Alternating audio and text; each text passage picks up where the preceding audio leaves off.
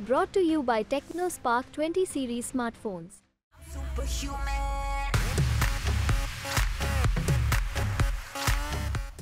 मैं दिल्ली में मुख्यमंत्री अरविंद केजरीवाल से मिलने उनके कैंप ऑफिस गई थी।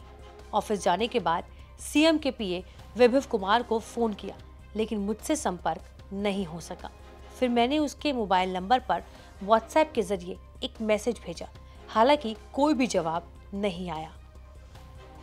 उसके बाद मैं घर के मुख्य दरवाजे से अंदर गई, जैसे कि मैं पिछले सालों से हमेशा से करती आई हूँ। क्योंकि विभव कुमार वहां मौजूद नहीं थे, इसलिए मैं घर के अंदर दाखिल हुई और वहां मौजूद कर्मचारियों को सूचित किया कि वो सीएम से मिलने के बारे में बताएं। मुझे बताया गया कि वो घर में मौजूद हैं।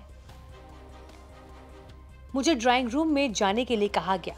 मैं ड्राइंग रूम में जाकर सोफे पर बैठ गई और मिलने का इंतजार करने लगी। एक स्टाफ ने आकर मुझे बताया कि सीएम मुझसे मिलने आ रहे हैं।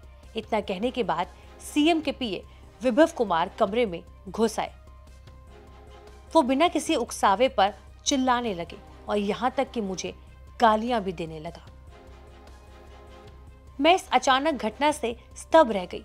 मैंने उससे कहा कि वो मुझसे इस तरह बात करना बंद करे और सीएम को फोन करे। उसने कहा, तू कैसे हमारी बात नहीं मानेगी। उसने मुझे थप्पड़ मारना शुरू कर दिया। उसने मुझे कम से कम 7 से 8 बार थप्पड़ मारे। मैं चिल्लाती रही। मैं बिल्कुल सदमे में थी और बचाव के लिए उसे धकेलने की कोशिश की। वो मुझ पर झपटा और बुरी तरह मेरी शर्ट को ऊपर खींच लिया। मेरी शर्ट के बटन खुल गए। मैं नीचे गिर गई और सेंटर टेबल पर मेरा सर मार दिया। मैं लगातार मदद के लिए चिल्लाती रही। विभव कुमार नहीं माना और अपने पैरों से मेरी छाती, पेट और शरीर के नीचे पर लात मारकर मुझ पर हमला किया। मुझे पीरियड्स हो रहे थे।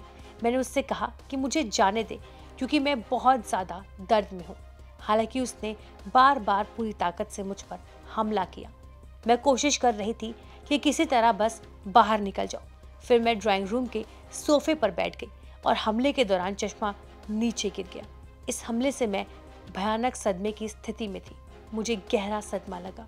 मैंने 112 नंबर पर फोन किया और घटना की सारी सूचना दी। विभव ने मुझे धमकी देते हुए कहा, कर ले जो तुझे करना है, तू हमारा कुछ नहीं कर पाएगी।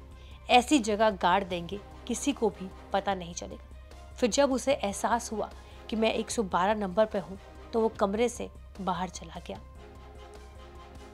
कुछ देर बाद विभव सीएम कैंप कार्यालय के मेन गेट पर तैनात सुरक्षा कर्मियों के साथ वापस आ गया। विभव के कहने पर सुरक्षा कर्मियों ने मुझसे चले जाने के लिए कहा। मैं उनसे कहती रही कि मुझे बेरहमी से पीटा गया है, उन्हें मेरी हालत देखनी चाहिए और पीसीआर पुलिस के आने तक इंतजार करना चाहिए। हालांकि उन्होंने मुझे कैंपस छोड़ने के लिए कहा।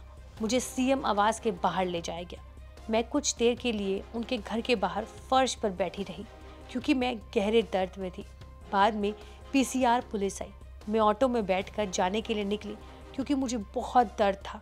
पूरी तरह से सदमे में थी और टूट गई थी। किसी तरह मैंने हिम्मत जुटाई, ऑटो को वापस जाने के लिए कहा और मामले की रिपोर्ट करने के लिए सिविल लाइन थाने पहुंची। मैंने एसएचओ को घटना के बारे में सब बताया। मुझे भयानक दर्द था और मेरे मोबाइल पर मीडिया के बहुत सारे कॉल आने लगे। दर्द और घटना का राजनीतिकरण ना करने की वजह से मैं लिखित शिकायत दर्ज किए बिना पुलिस स्टेशन से चली गई। मेरे हाथ, पैर और पेट में हमले के कारण बहुत दर्द हो रहा था।